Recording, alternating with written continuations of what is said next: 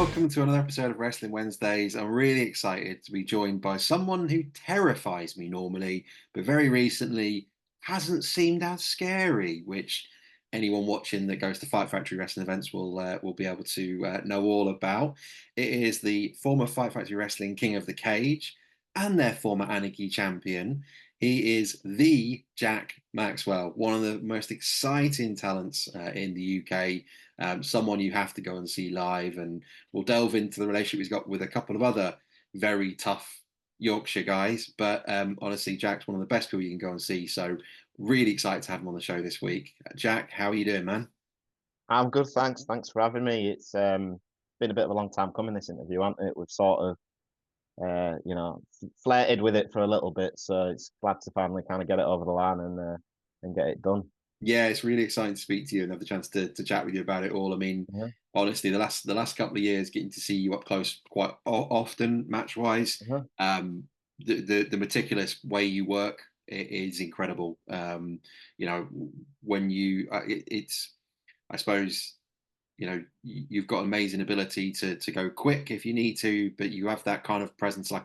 When I first started watching you, I had that feel of an old school presence where you were sort of stalking your prey and Uh-huh. sort of taking them apart, and you were really working an area, and you were telling that story in a great way where you were working on a body part and then leading to your very terrifying red tie, which we'll have to ask where the background for that is. But Yeah, no, it's really sure. cool. I really appreciate the chance to finally chat to you about it all. No, honestly, pleasure to be here, and what a lovely introduction. Thank you. You're making Um, me blush. well, that's all right. You're allowed, like we joked beforehand, you're allowed color now. You're a kind of a face in certain areas, so we can talk about it. Yeah, I thought I'd rep the whole City colours today. I don't really know why, because we've just sold our best player today, so it's not a very good time to be a Hull City fan. But there you go. Wear that shirt next time you Fight Factory. It'll be an interesting reaction, I'm sure. I don't know if it'll go down too well in Lincoln, to be honest. And I don't think I can sell myself out enough to wear a Lincoln top. Sorry, guys. No, but what an amazing background you've got there as well. A lot of incredible musicians on the wall there.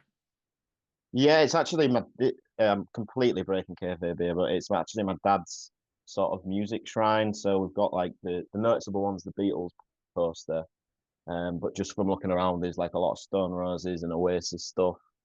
There's some Cast and Happy Mondays and Spiral Carpets. My dad was very into like the Manchester music scene in the 90s. I don't mind the Beatles myself, though. To be fair, that's the way it goes, and you are kind of inspired by your dad, and you know, I always have memories of listening to those songs in the car and things like that. So it just sticks with you through time, and you never quite shake it off. You find your own music taste as you go down the line, but yeah, definitely inspired by my dad's music taste, I would say. That's cool to hear, man. I mean, I always think, yeah, it's when you hear a certain song and it brings back the moment when you hear it, like you just mentioned in the car. That always seems to be, Yeah, it's that it's like a emotional feeling, isn't it? yeah, it's like a proper nostalgia hit, isn't it? And I feel like I might have been the only one who did this, but I always thought when I was in like the back seat of the car and I'd look out the window, I'd almost like pretend I was in the music video. I don't know if that's like a really weird thing that maybe only I did, but surely other kids did that as well. But Yeah, that's the kind of nostalgia it takes me back to, is being in the back seat and hearing it for the first time and then thinking I was in the music video for it. that's cool. That shows your imagination, though. It shows the creative Yeah, world your yeah, mind was maybe always that's where the in. creative spark came from. Who knows? Yeah, you were getting ready back then, thinking of ways to dissipate people and take them apart. You're thinking I could be in this music video and I can make them submits. That's great. Yeah, exactly. Yeah, no, that's really exciting to hear. Thanks, man. I mean, that's the beauty of what we try and do here is just try and delve a bit more into your background and a bit more about what makes you tick or the way you work.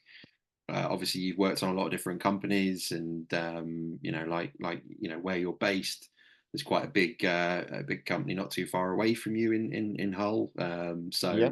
there, it's quite an exciting scene with Hull and Link, and I always think those companies have got great, great rings, great production skills, Mhm. amazing talent. Is it quite exciting for you when you first started out? What was it like when you started training? Yeah, so I trained with NGW, New Generation Wrestling, which is my home promotion.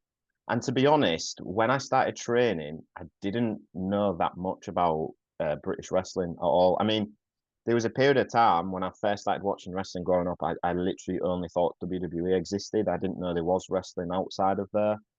And then my dad, because he works at a school, he'd got some either free tickets or like heavily discounted tickets for NGW, which is like, I guess that's a great thing that they do to bring in families, is do cheap tickets through schools.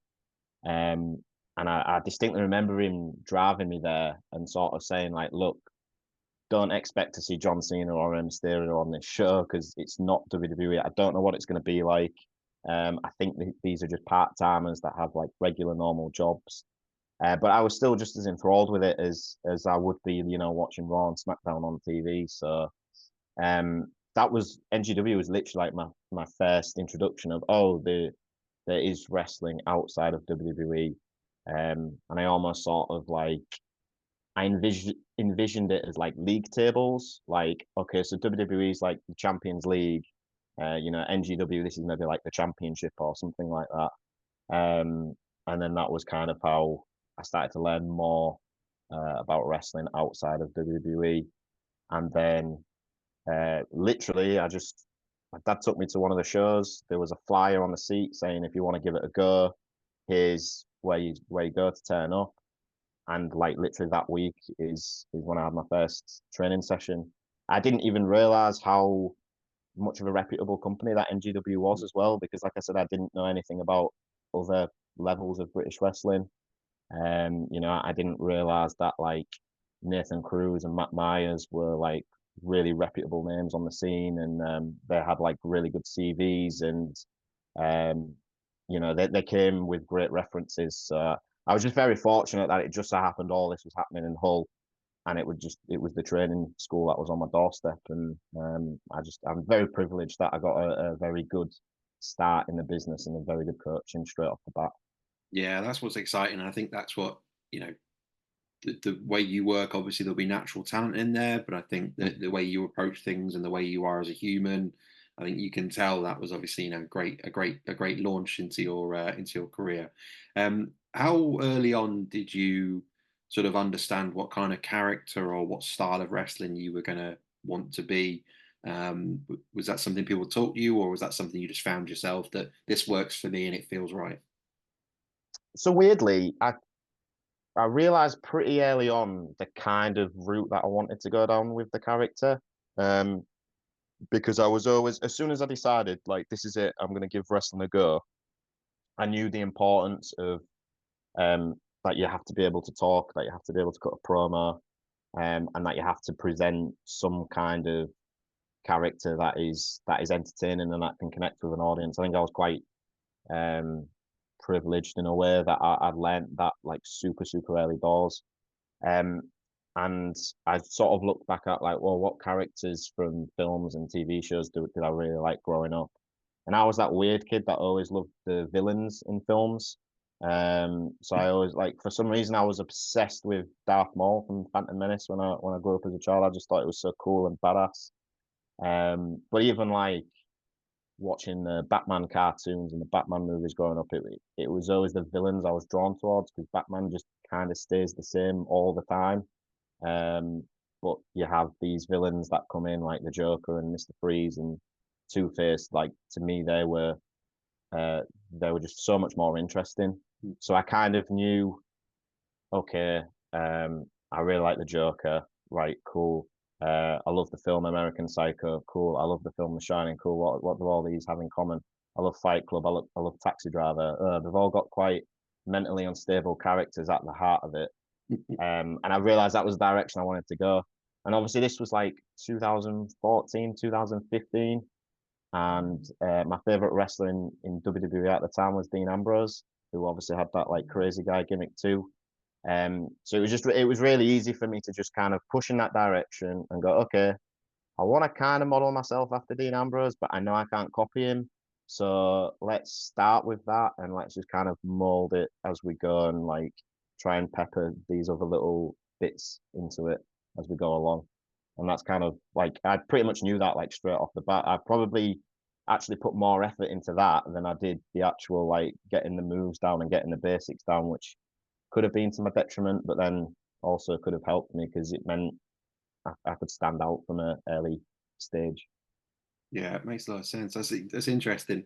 I love the Darth Maul reference as well, because obviously, you're iconic with the black shirt and the red tie, so it kind of makes sense, the Darth Maul colours. So Yeah, there's a black and lot of red's just influence always there. been my thing. I don't know why. It's just always been my thing, I suppose. Right, cool. I'm expecting you now to grow a lunatic fringe at some point and start going around as Ambrose at some Nah, I've tried to grow my hair out before, but I can't pull it off. My point. hair just doesn't grow long enough. It grows thick, but it just looks stupid. So I think I'm gonna be like a short back and sides for life, to be honest. Well, you can still do the vest and jeans, can't you? At some point as a face now, that's it completely. Yeah, if I have a street fight, I might whip out the vest and jeans. Yes, there we go. It Mm, needs to happen at yeah, some point. That'll shock everyone. They'll be like, yeah, "Who's this yeah, guy?"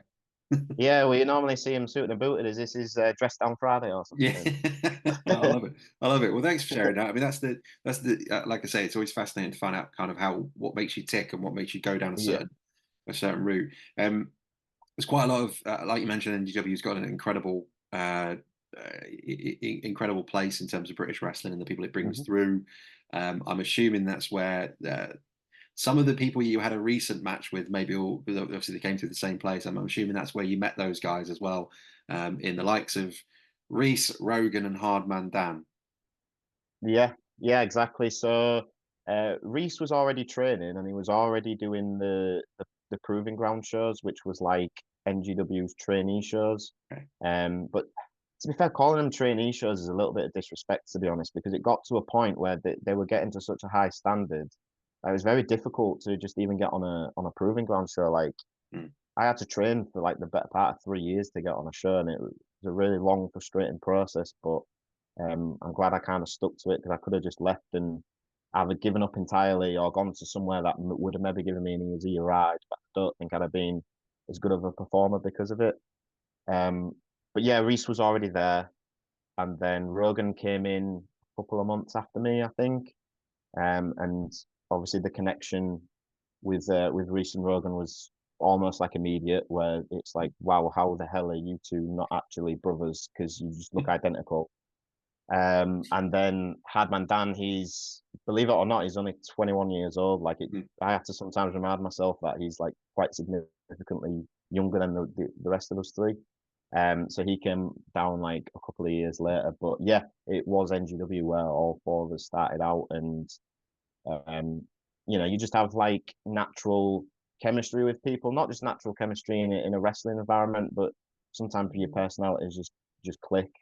And I think that's kind of what's happened with all four of us, and we've stayed a pretty tight knit group throughout the pandemic and even afterwards. And they always have my back, I always have their back. Like Rogan literally got me into Fight Factory. I don't think I'd have even got an opportunity there if it wasn't for him putting me forward.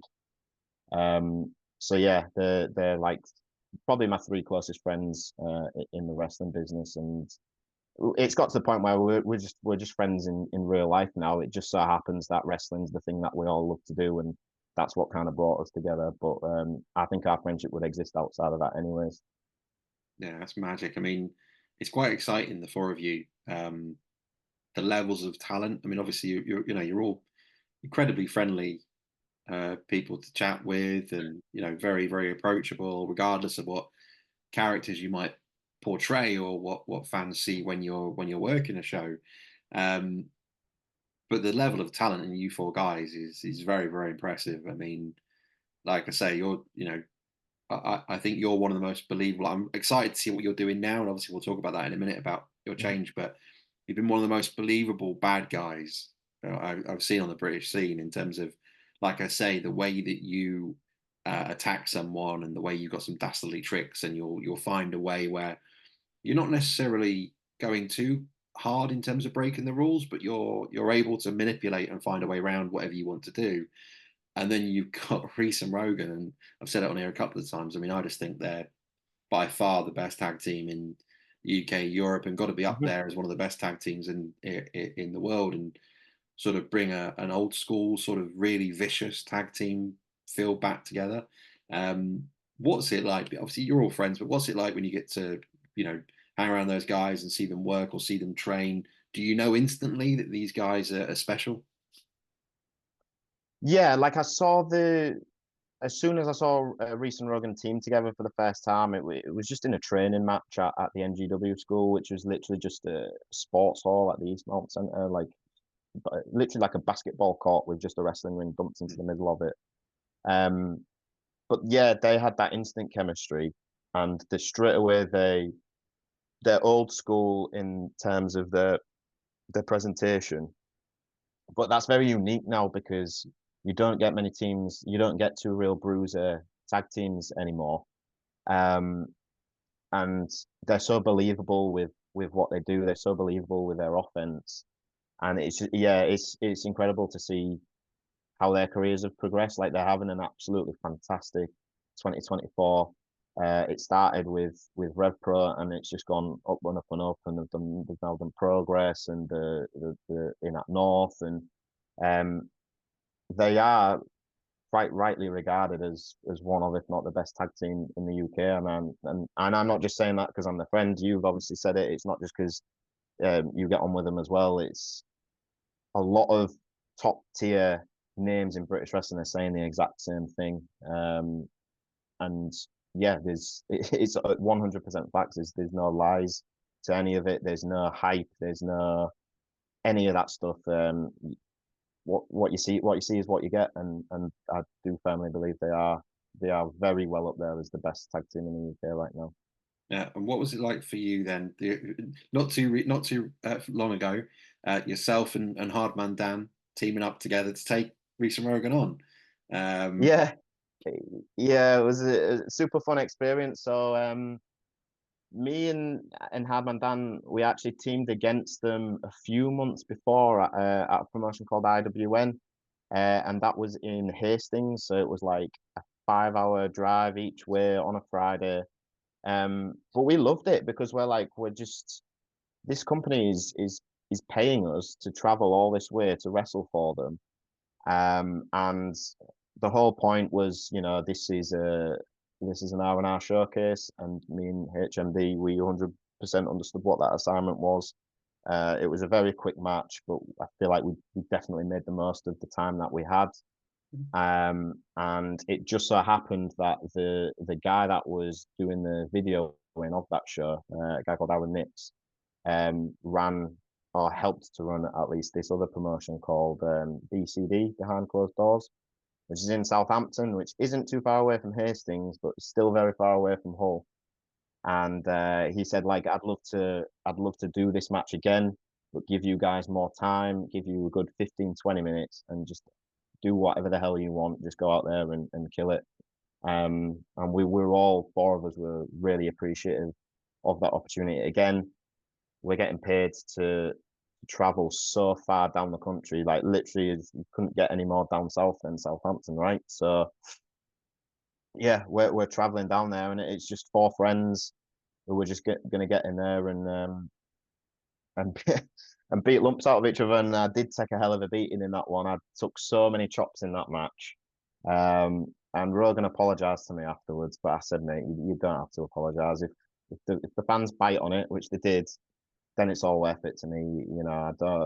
I don't mind pro wrestling when sometimes there is a bit of contact and there is a bit of a connection, and you do feel like you are in a real fight at times. I think it adds a bit of excitement and a bit of drama, and it adds this weird kind of intensity to the match that I don't think you would get if sort of Rogan was playing soft with me or anything like that. So yeah, it was a fantastic experience. Just truly flattered that we were afforded that opportunity to go and do there and show what we can do. And it was great for me and HMD as well because Zara and I they're established on the scene now. Everyone knows what they're about. But it was a good opportunity for me and HMD to go. This is what we can do as well, and hopefully that goes somewhere to getting our names out there a little bit more, and hopefully we can team again somewhere, someplace. Who knows? But yeah, it's just about getting our names out there at the moment, I suppose. yeah, well, it's a great idea, and I think that's the beauty of, Yeah. like you mentioned, there's two places there, IWN, that put on quite a lot of shows recently, like you say, in Hmm. Hastings and Yeah. I think in Milton Keynes. Milton Keynes, yeah, that's another But place. Yeah. and then obviously getting to tick Southampton off the list, and Southampton and places like Southampton and Portsmouth, where RevPro obviously, sort of have bases. So it's great to get around those areas, get to know people, and brilliant for your overall presence and your development as a wrestler. Before we move into mostly your singles career, the one thing I'd like to ask, sticking to tag teaming, I mentioned to you before we started recording, was with Pursuit, where you had a mixed tag match. I think it was like a promotion rivalry sort of Yeah. deal. How was that for you going into a match like that and spending time with a partner and having to get involved in sort of a mixed intergender kind of style battle? Yeah, like to be fair, that was literally like the highlight of my career so far because the show was in Barcelona as well. So it was the first time that I've got the opportunity to wrestle abroad. And that all came through PPW, Pursuit Pro Wrestling. None of it would have been possible without them. So again, that was just another one of those really humbling experience where I go, okay, if for some reason this all ended the next day, at least I could say that I did that. And I think there's a lot of wrestlers out there that can't say that they wrestled abroad, and I'm fortunate enough that I get to be one of them. So yeah, it was me and Eve Bateman who were representing Pursuit, and we were against the team of Nico Narciso, I believe he's called, who's Italian, and Julia, who is Dutch, but we were wrestling in Spain. So we were wrestling an Italian and a Dutch person in Spain, we're English. So there were a lot of nationalities going. It was like our own little Euros tournament, to be fair. Yeah. Um, and yeah, I believe that's the first time I've done a mixed tag match. I've done a tag match where Laurie was on the opposite team at FFW, but it wasn't like intergender mixed rules kind of thing. And to be fair, they were very lenient at Lucha Libre Barcelona was the name of the promotion that the other two were representing. They were very lenient in the sense of like they didn't have strict rules of oh, it can only be men versus men and women versus women. They were happy for us to all get in there and mix it up. So yeah, that was like another great learning experience for me.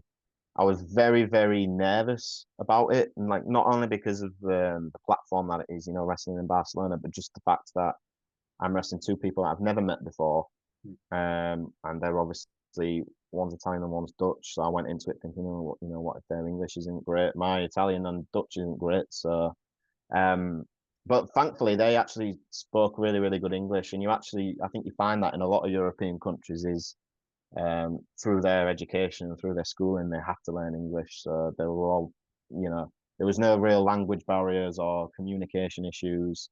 And the match went pretty well. I thought I really enjoyed it. It was one that I was very proud of. And yeah, I hope I can do more of those mixed tag kind of matches. I hope I can team with Eve Bateman again. I think it's definitely a possibility. I think we make a good team. If you just have to watch our entrance, I think from that show, even if you don't watch bell to bell, if you just watch our entrance, I think you can definitely see like, oh, these guys actually they look like a team. They look like they're partners in crime kind of thing. And I think it's very unique because you don't get many mixed tag teams on the scene, so it's definitely an avenue that I would like to explore more going forward. Yeah, I mean, it's quite a creative way of doing it as well. And if you say that the rules Mm, are a little bit more open, where you can mix up, yeah. it's not a case of if you've tagged in, both females have to be outside of Mm, the ring. It's a bit more creative. How do you want to tell this story? It's funny you mentioned the entrance on its own because you can watch the match on YouTube, but you can also just watch yes, it's the available. entrance on YouTube. There is a Yes. separate video, so we'll put the links underneath for it, and then Yeah. encourage anyone who's here to delve in to watch that. Pursuit, obviously, you've had quite a few matches with those guys. What's it like being part of their roster? Yeah, it's that play. I don't know if I'll go as far as say that place saved my career, but coming out of COVID, like there was not many options because NGW unfortunately had shut its doors. You had the Evo training school over in Cleethorpes, but that opened a little bit later on. They waited a couple of months after COVID to open that.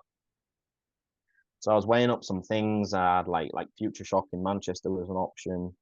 House of Pain in Nottingham was an option. They are two places that I had been previously a couple of Mm. times, and I do think Sam Bailey's a very underrated wrestler and also a great coach, and the same for Sticks as well. Um, and then I got a message from, I believe it was Ace Matthews, funny enough, saying, "Do you remember?" Yes, from some guy. Do you remember Liam Slater? And I knew him a little bit from NGW, and then he'd kind of taken a bit of a break from wrestling. I said, "Yeah, like I know Liam," and he said, "Oh, he's opening his own school in Sheffield. If you want to come and check it out." And this was like that weird time where it was like lockdown was over, but there was still like the rule of six kind of thing, and Yeah. so we could only basically get like one car of people to go because Liam himself had to be the sixth person, so it was five of us plus Liam, and it was literally just at that time it was a warehouse. You wouldn't even know it was a training school if you drove straight past it. It was a warehouse with just a little ring in the back corner, and we just got to check off the cobwebs a bit, roll around, do some stuff. And sort of Liam was like, "We are gonna like open this as an official training school. We'd love to have you part of it." I was pretty much signed up to a membership as soon as I could, and I'm honoured to say that I was one of the PPW guinea pigs and one of the PPW originals in lots of ways. And just to see how much that school has grown in 3 years from literally a ring in an old warehouse to being considered the top wrestling school in the country now, and is developed guys like Leon Slater, who is just in TNA now and is absolutely killing it. Um, it's truly incredible, and the crop of talent there is it's just insane. Like the best of the best in Yorkshire is all there. People who's got so popular. You have people coming from Manchester, you have people coming up from Scotland just because they want to train there and get a feel for the place. That's how much of an impact it's had on British wrestling as a whole. Um, and yeah, the fact that I was offered to do their very first ticketed show. Again, that's another career highlight, and it was originally meant to be me and Lou Nixon. Lou Nixon ended up couldn't do it because I think he was doing GCW instead, which fair play. And funny enough, HardMan Dan took his spot, and we got to have like this really good showcase match where it was two guys that aren't very well known on the scene, but getting this big platform to go out there and do something. And I think we delivered again, and that's another match that's available for free on YouTube, I believe. Yeah, it is. Yeah. I was watching it the other day again. There's I think a Yeah, lot of their I think a lot of Pursuit Pro Wrestling stuff is available individual matches yeah, similar to they're so yeah. And Nathan Black, the owner of that school, is very on the ball with social media and marketing. And I remember at first, he's like recording everything, and at first I'm thinking like, oh, this is getting in the way of training a little bit. But then you realize what it's actually doing, and what it is actually doing is it's opening doors for more people to come in. It's very smart, and yeah, he's got like the whole marketing social media game on lock. To be fair. yeah, that's cool. Yeah, it's very exciting. I mean, I've it's on the list of the places to go and see at some point when I get the chance this year. Yeah. I've got a few shows that I've not ticked off the list yet, so they're certainly high up on that list. So hopefully I'll get there when you're working on a show, and that'll be worth coming out to see. Yeah. Now, obviously, I mainly know you from spending time at Fight Factory wrestling events, and I've seen you quite a lot over the last couple of years, especially. Um, you mentioned obviously it was sort of an invite to get into there. What's it been like since you joined, since you came across, and how have you found your career development has benefited from being part of the Fight Factory team? Yeah, I owe so much to Fight Factory. They are and I've said this before, they're the first promotion that I feel truly believed in me when they probably didn't have to because I probably didn't have the experience for them to do that. I feel like they kind of took a bit of a chance on me and was like, no, we're gonna, basically we're gonna give this guy the ball and we're gonna see if he can run with it. Um, and yeah, I got invited there by Rogan because they had their annual Bodyslams to Cancer Rumble with the D Mantle Trophy, and I think Becca was just looking for bodies to fill up that Rumble, and she asked Rogan, is there anyone from your way that we could use, and my name got put forward, and I guess I did enough within that rumble to impress them, and then they invited me back, and probably within about 6 months of that rumble appearance, I was booked on a consistent basis.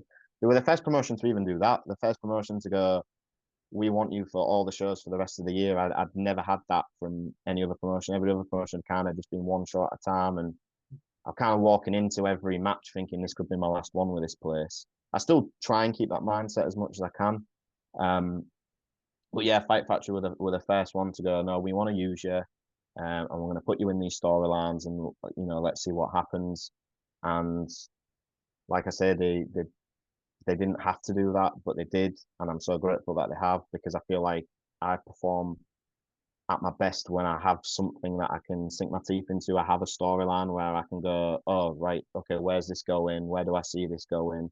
And how can I plant seeds for future shows with what I do in this match or what I do in this segment, for example.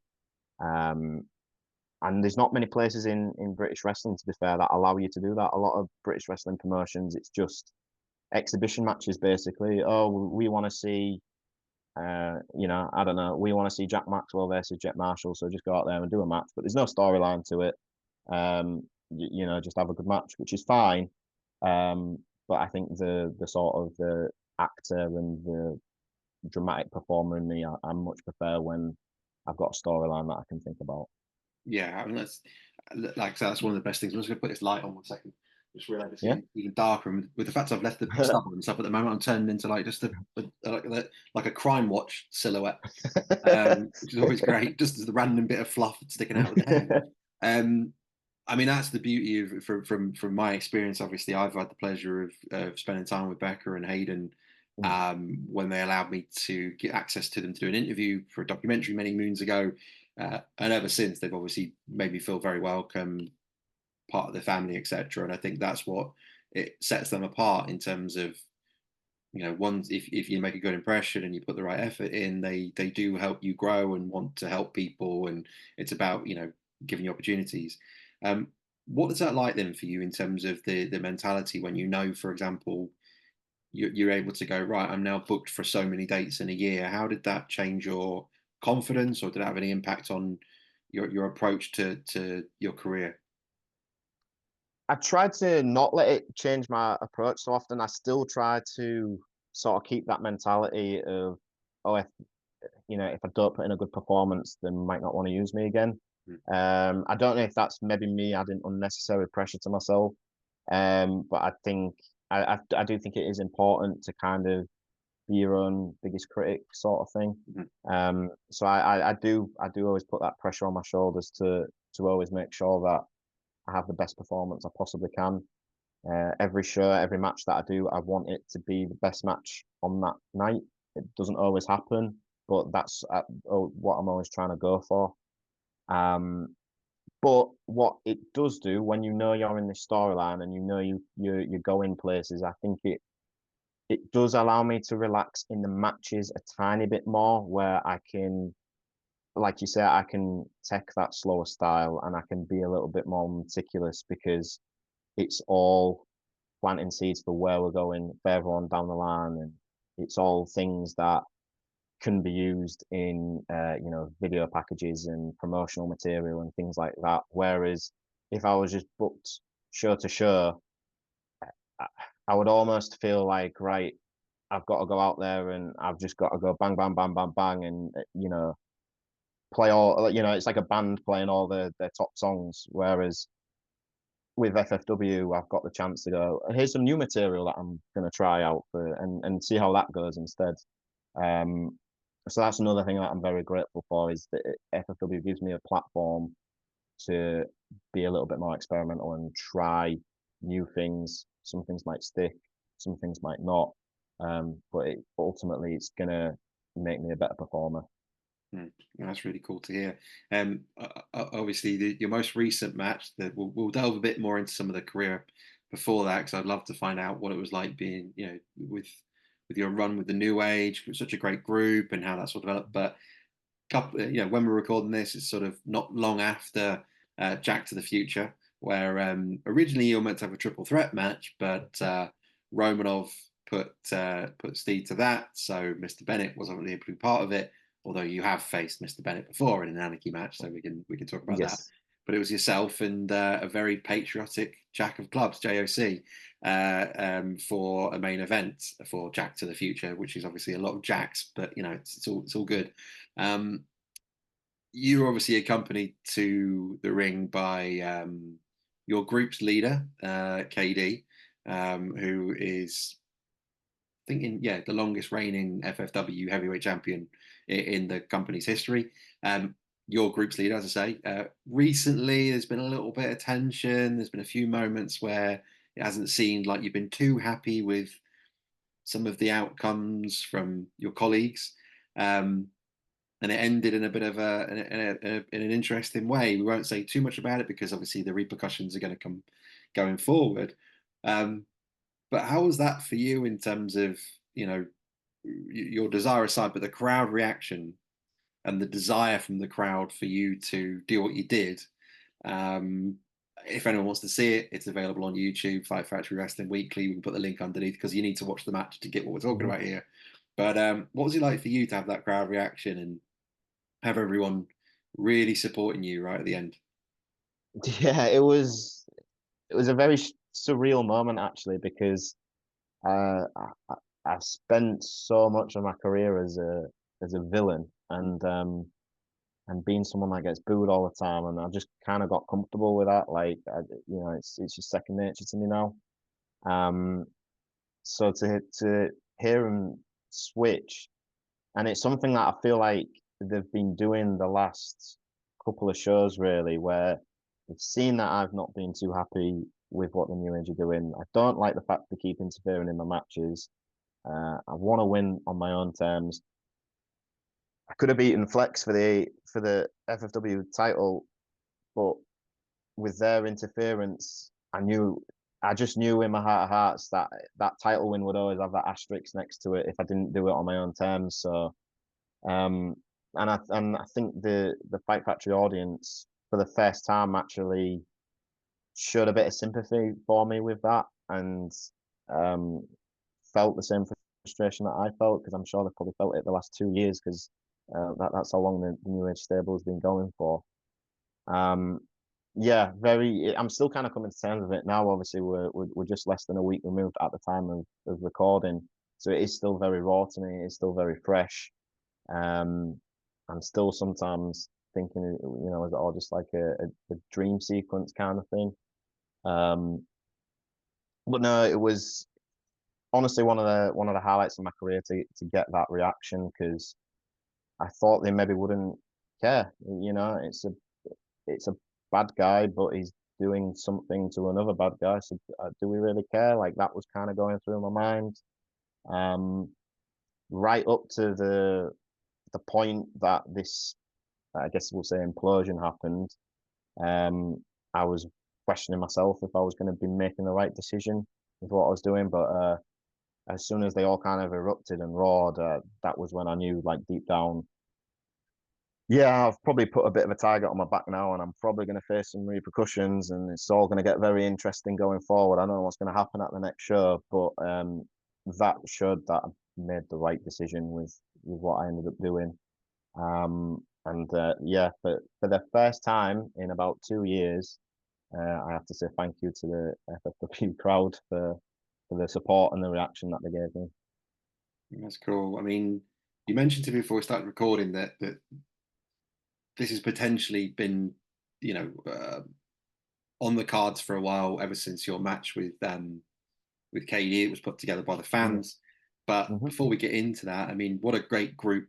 As much as a fan, I can't fault KD. I had the pleasure of interviewing him this a few weeks ago, so I can't knock him. But he's so annoying and so good at being annoying, and knows exactly how to wind a crowd up. But he's an incredible talent, and obviously, but he is good at that irritating, like, winds a crowd up better than anyone. But that new age group was phenomenal. I mean, it's still going. We're not saying it's ended. It's just that you're maybe no longer part of it with what you've done. But hey, stranger things have Yeah. happened. But what an incredible group. all fantastic talent, nurturing each other and supporting each other. What's it been like being part of that? And obviously up to the before things have changed, what was it like when you were first together, and what did it feel like being part of that faction and know you were going to be part of a big storyline? Yeah, it has been a great 2 years. I can't knock it. Like, it's, all bands, they break up eventually, or someone splits from the group. And sometimes it's not the most amicable, and something tells me this isn't going to be very amicable. But I can say that the journey we went on was great. I had a lot of success being part of the group. I was Anarchy champion. I was king of the cage. I put together some undefeated streaks within that time. Um, and I remember I was very, very new at Fight Factory. I'd only had, I think, maybe one or two singles matches when it was actually KD himself, and I think he might have even been champion at the time. Approached me and said, "I'm going to form a group. Do you want in?" And it's like, you're 2 matches in, and the champion of the whole company said, "No, I want you to be by my side." Originally, it was I think it was just going to be me, KD, and Morgan as a trio at first, and then Flex got added to it, which threw like a very bizarre but interesting dynamic to it. And then Benjamin Quill got added as well later on. Well, Yeah, you can't bring his name up without saying that, can you? Yeah, he got added kind of last minute as well. And so what was meant to be this like stable, this trio that I sort of looked at as like, oh, we're like Fight Factory's The Shield or something, um, ended up becoming this bigger, almost like Nexus group where we just ran roughshod over everybody. And all had success. KD was the world champion for a long time. Like, I think you said earlier that he's the longest reigning champion. I do think you're right on that. Morgan had a long run with the junior heavyweight title as well. Benjamin Quill is, as we sit here, is still the academy champion too. So we have all had success, and that's the thing. I don't regret joining the group. I don't like the way that the philosophy of the group was going towards the end, and it just started to feel a little bit to me like we were there to help KD, and it was kind of, I felt like we kind of were becoming his lackeys, when what was actually supposed to happen was we was all meant to build each other up and get the best out of each other. Um, and that's kind of where my frustrations with the group started to grow, I would say, which did happen in that match with KD himself. But yeah, to answer your question, it's been a very, very, very successful run. And I do think it's a group that will, if it ever ends, when it ever ends, will be remembered by the Fight Factory fans for a long, long time. yeah, massively. I think the impact it had, and hopefully out of it will be the opportunity to look back in a few years' time at how it Yeah. helped shape several people's careers, and Mm-hmm. help to develop all of you guys into better known competitors and characters. Now, there's a couple of matches I want to ask you about, but it's quite interesting when you think that you started off in the Rumble, trying to make an impression, and then end up being King of the Cage and Anarchy champion. Mm. How does that feel when when a company's got that much trust in you and you get to compete in these sort of things and win those accolades? Yeah, massively. I remember the match. I won the Anarchy title like really, really well, because it was again another huge career highlight, because it was the first championship that I'd ever won in wrestling. And I remember being really surprised that I was put into that match in the first place. Like, the Anarchy rules and just the kind of like hardcore death match, shall we say, scene in general is something that is really interesting to me. Mm. And it is something that I wanted to dip my toe into. And so when I got that opportunity to wrestle Bennett, who we know loves that kind of stuff, and I mean, fair play to Jack Bennett, like, he is very quickly become one of the top deathmatch guys in the country, I would say. So yeah, to get that opportunity to like share the ring with him and get to get to be a bit experimental and use the weapons and stuff and take a staple to the head and all this stuff, get hit with a keyboard. I don't even know how this stuff ends up under the ring. I think there was a stop sign was used at one point. I don't even know why a wrestling show needs all these things, but there we go. The things that you find under a wrestling ring, right? Um, and then to actually to win that title on my first attempt as well. And then I defended it in a fatal four-way cage match, which was like, again, I had a Scott Steiner had like a 25% chance of winning that match, and I ended up coming out of it. So that was another career highlight for me. And as it turns out, I'm got quite a good track record with cage matches because my first King of the Cage match I finished second.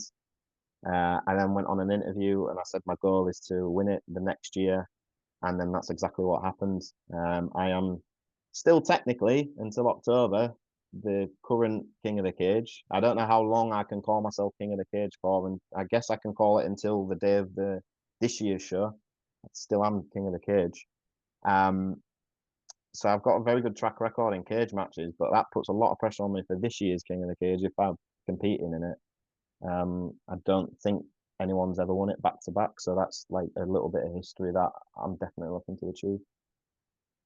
So you laying down a marker there in terms of Yes, you it's literally very are. early because I think the show's in October. But yeah, like if if we're allowed to throw our name into the King of the Cage already, like definitely put my name forward. Yeah, I think is it October the 5th in Gainsborough, X Church? Yes, Might that be. does sound right. Yeah. Yeah. So yeah, honestly, it's very impressive when you get to see a cage match anyway. But in the UK, it's very rare. So I've seen people online ask about, oh, when has anyone got a steel cage match or anything like that?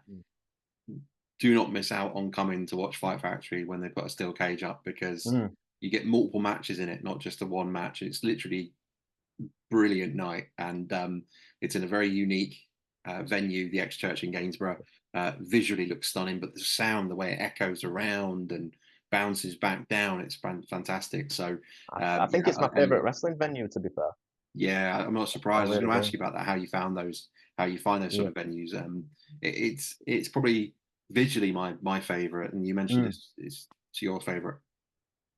Yeah, it's the pictures as well, like the pictures that you get off it when you see like the sort of the light coming in from those windows.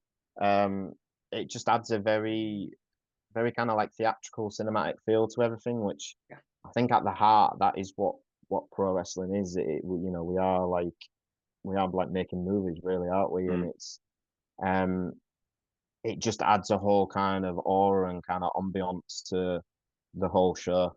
So yeah, I'd like the for as long as I hope anyway that FFW keep running at the X Church because it is a truly fantastic venue. I think more wrestling shows should be held in churches. To be fair.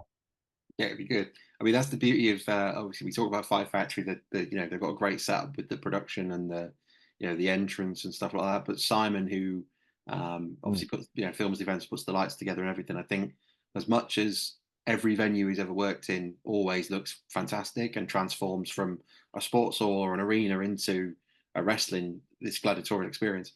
I think the X Church is the most unique one because it just looks so good with the lights and the way it all bounces around. Yeah.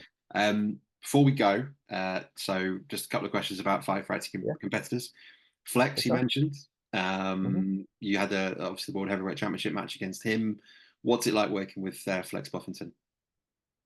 Flex is great. Flex is I learned so much from Flex because he's been doing this a long time. I sometimes forget actually how long that he's been doing this for.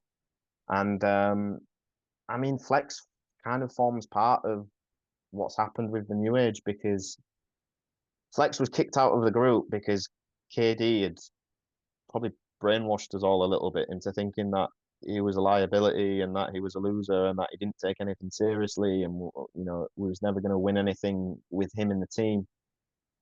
So he was booted out, and then he beats me in the Tournament of Power, which I was very embarrassed about at the time. And that set inside a chain of events which practically led to him becoming the FFW champion, which he still holds to this day.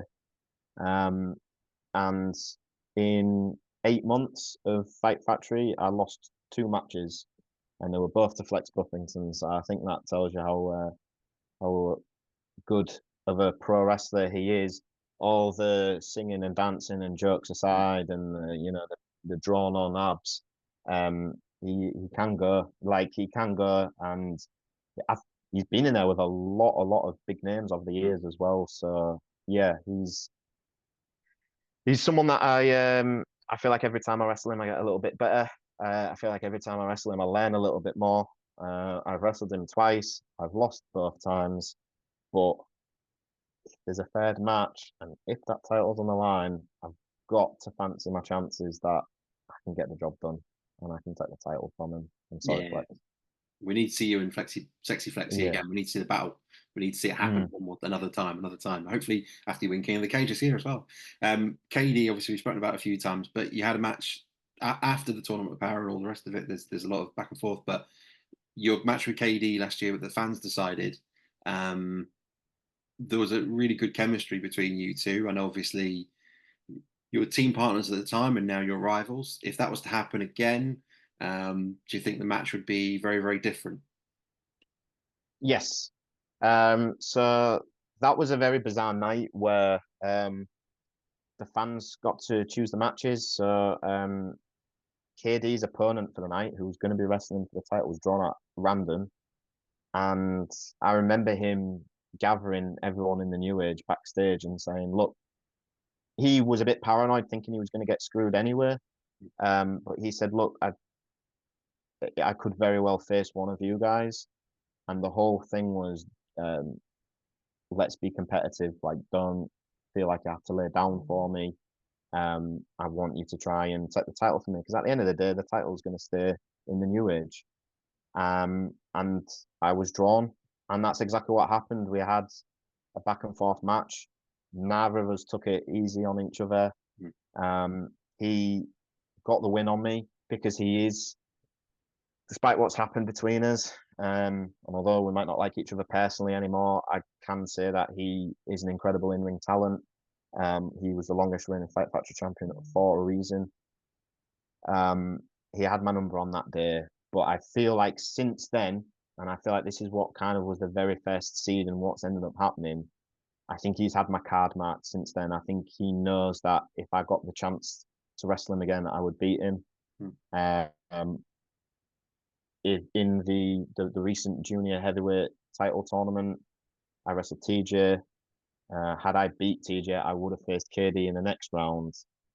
And I can't help but think maybe that's why KD got me disqualified in the quarterfinal with TJ, because he didn't want to wrestle me, because I think he maybe thought I was going to beat him. That might be a conspiracy theory. I don't know. I think there's something to it, though. I'm excited to see how it's developed. It's really cool. I love the fact at Yeah. the end of it as well, when Becca came out and stuff. But and it's like people have to watch that match, and then you'll get Yes, the yeah, and I yeah. think it just dropped yesterday. At the time of recording, it dropped yesterday. Fight Factory Weekly. Every week they upload one match. Sometimes it's a recent match, like in this case, just on the show, just gone. But sometimes they'll dig through the archives and give you a match from a couple of years ago. But it's always a good one that they drop, and if you have a spare, 20, 25 minutes, it's definitely worth checking out. Yeah, for wrestling fans, and also if you're training or developing, it's a great opportunity to see something and see some quality action, and showcase people like Jack, whose career takes off very easily from spending time in a company like Fight Factory and Mm-hmm. Life's a Pursuit and so on. Last sort of question then for you is sort of looking forward. What have you got coming up over the summer months? I know we're sort of in July already, but what have you got? Have you got much coming up in summer? And then are there any companies or people you're sort of eyeing up, thinking I really want to work there? That's sort of the next on the list that I want to try and tick off. Yeah, for sure. So I have a PPW in-house show at the end of the month, which is what what you mentioned, doing their shows. It's not like an official show as far as a ticketed event, but it's a place where the people that train with them can run a match as though it is on a show. And again, it's similar to what I said about experimenting and trying new things, seeing if something works. It's a great thing that they put on, and they do it once a month as well. So it gives their trainees in a way, a bit of regular experience, I suppose. So I've got that on the 28th of July. Then the next Fight Factory show is the 3rd of August. Like I said, KD is suspended, so he won't be there, but I'd be very stupid to think that the rest of the new age aren't going to be pretty mad with me. I know I've painted a pretty big target on my back with what I did at the last show, so things could get interesting there. I'll probably be sleeping with one eye open the next few weeks. And then I've got a promotion, quite a new promotion called Gauntlet Wrestling. They're running in, I believe it is Selby on the 17th of August. A very fun, family-friendly show. And I'll be wrestling a guy called the Music Man, who is a real-life Elvis impersonator. So that'll be a very, very interesting one. Awesome. Yes, exactly. And that's what pro wrestling's all about, right? It's like these different characters. You would never put Jack Maxwell and an Elvis impersonator in the same room at the same time.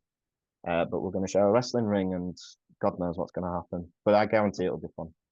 That brings full circle back to your listening to music in the backseat of the car Yes, and yeah, utilizing the music videos. That's awesome. yeah, for sure, for sure. Yeah. Although I've always thought Elvis was it's going to be very controversial, and Music Man's going to hate me for this. I think Elvis is maybe a tiny bit overrated. Oh, Uh, that's definitely fighting talk when it comes to the king. yeah. So yeah, and then just following on from that, in terms of promotions you watch or you look out for now that you know so much about British wrestling compared to before you started, are there any companies you sort of look at and think, oh, I want a piece of that? You mentioned obviously Reese and Rogan doing like North and Rev Pro and places like that. Are they sort of Yeah, weighing out? yeah, absolutely. And I think it's it's got to the point now where I'm not gonna say, oh, it should happen or it could happen, but it's got to the point where I don't think it's out of the realms of possibility that a company like uh, Progress or Repro or North or somewhere like that might be looking at me, possibly. I don't know. Maybe that's just me like throwing it into the universe. But I think if if R&R can do it, and R&R are incredible and they absolutely deserve the opportunities they got there, but it makes guys like me and Hardman Dan look at that and go, well, why can't we? Why can't we do it? And it really gives us like a baptism of fire to go out and try and make that a reality. So, yeah, absolutely. Those are the, in my opinion, there are the three top promotions in British wrestling right now. So it'd be an absolute honor if I could wrestle for any of those, even if it is just like one time, if it's the one and done. It's something that I'm definitely aspiring towards. I think that's the beauty. If someone gets you in the locker room or gets you in a match, I think they'll see very quickly your style is very, very storytelling esque and unique. And Yeah. like I mentioned, as a fan watching it, I don't know how to put a match together, but I like the Mm. fact that it's, like I mentioned, believable because it's different to the other matches. But you can Yeah. go in any direction. It's not like you're not able to work with any different type of person. You can work with the bigger guys, smaller guys, fast guys, women, men, but it's you bring a very unique look, and I'm hoping the red tie will continue to be part of your outfit, and that's something definitely fans should buy more of. Need to get signed red ties. Yes. Yeah, you can purchase them from merch tables. I also have a t-shirt design, which I'm happy to say will be coming soon. That's Ooh. thanks to the guys at Fast Count Clothing. I've just realized that I know nothing about how you go about getting t-shirts printed and shipped out and things like that. That's what's caused a bit of a delay on it. But I am learning the sort of the marketing merchandising side of the wrestling business just a tiny, tiny bit. So that's something to keep your eyes peeled for too. Cool. Well, when you've got them ready, let us know and we'll share them out and stuff. And Yes, I'll make sure I get one. But absolutely. I'll have to get a red tie. I need to sort out a red tie. I've not ordered one yet, but I Yes, will. I will get please that do. sorted. And I'm hoping one day I'm going to put this out to the universe. I want because you mentioned him earlier. You and Let's Be Ace tag team match has to happen at some point. I want to see it. I want to see you guys owning a tag team match. It'd be great. But honestly, real pleasure. I'll let you go because it's getting later Yeah, and later. My lights yeah, and I are feel yours like getting darker. my light's not on, and I feel like I've been plunged into darkness. And I've been waiting for a chance to go. I need to switch the light on, but then with you saying like, oh, last few questions, I thought I'll just commit to it and I'll just see it through. Yeah. Hopefully, I'm still a little bit visible, Very, and very a lot of visible. people think But no, that it's a is. real pleasure, mate. And honestly, I can't speak highly enough. I know I always try and promote everyone I speak with, but genuinely, I'm really excited to see what happens with you in the next few years and where your career goes. And I think people have got a great opportunity now to see something very unique going forward with your attempts at being a face and still having that heel-esque about you. Yeah, It's going to be a very intimidating character, but it's going to be great, and I'm excited to see where this year goes. But as I say, thank you very much. The legend that is the Jack Maxwell. Thank you very much for your time. thanks for having us. Not a problem.